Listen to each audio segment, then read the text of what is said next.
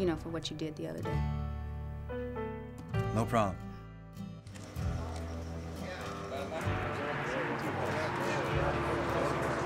You're not prepared for a walk tonight. The idea started with memories of visiting my cousin's ranch when I was a kid. My big cousin Gary was my idol. He was a real cowboy, but I was the city kid, and so I never felt like I really fit in. So I would sit around and mope sometimes and go, you know, well, I wonder how he would react if he came to the city.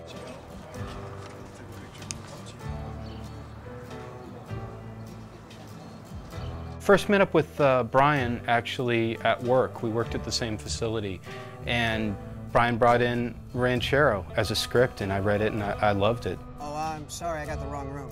I like the idea of shooting something in Los Angeles and really trying to get across the way that I perceived the city and the way that the city felt to me.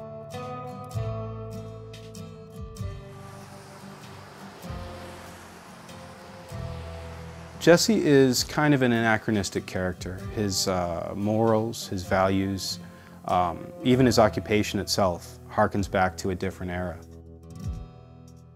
The script itself has a 50s melodramatic vibe to it. And instead of working against that sense of displacement, we figured we'd go along with it. Did you hear they finally Pete Tracy stealing from the register? Yeah, I heard. He's kind of like a Henry Fonda guy. The everyman. You know, Jimmy Stewart, the regular guy who falls in love, the regular guy who is quote-unquote searching for himself. Action!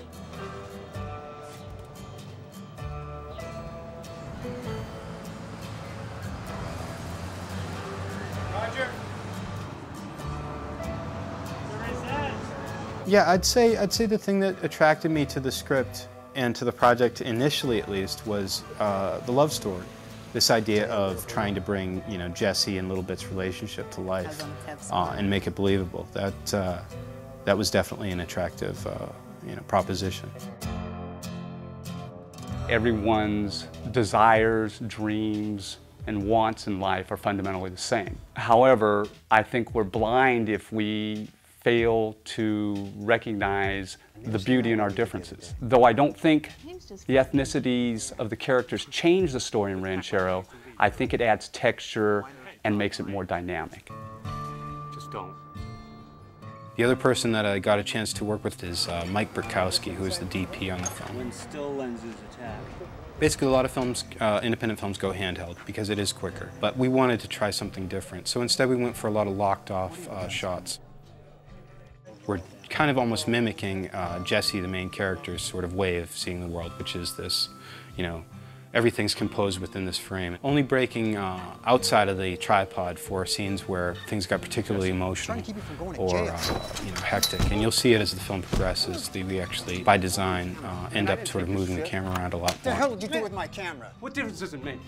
One of the funnier stories that happened on the set was when we had Danny Trejo working as Capone. Look, it's the fun.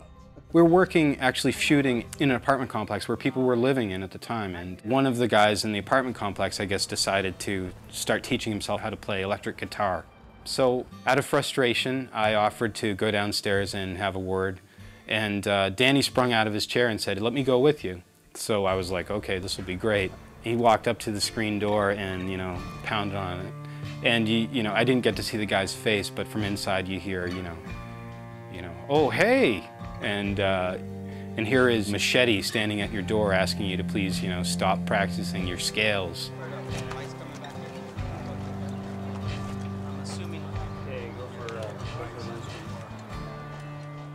If you're working on an independent project, you're usually there for the love of the craft or the love of the material. I mean, you kind of form a sense of community that, you know, the long hours and the crappy food can't even destroy. We had a small but professional crew, and just the hours and the dedication that everyone showed is just astonishing. I think what really affected me was the fact that there were no egos involved. We all wanted the best thing. You know, it was exhausting, but honestly, I wouldn't trade it a minute of it for anything in the world.